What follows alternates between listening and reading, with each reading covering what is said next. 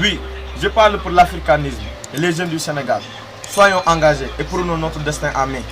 Le Sénégal compte sur ces jeunes. Donc soyons tellement engagés pour notre pays. Vous voyez, gis ngeen li fi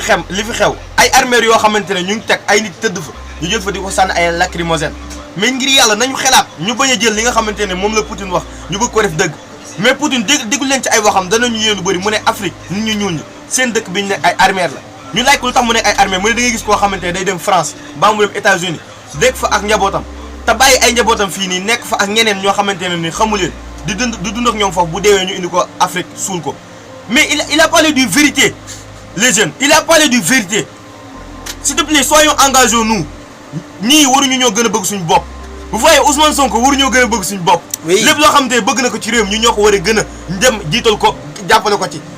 mais il faut qu'on réveille réveillons-nous quand même il faut qu'on réveille je suis tellement fâché nous tous nous sommes mécontents de ce pays nous sommes un pays pourquoi on parle toujours de démocratie chaque jour on parle de démocratie mais nous n'avons pas de démocratie s'il vous plaît réveillons-nous il faut nous battre pour avoir notre liberté il faut nous battre battons-nous pour avoir notre liberté quand même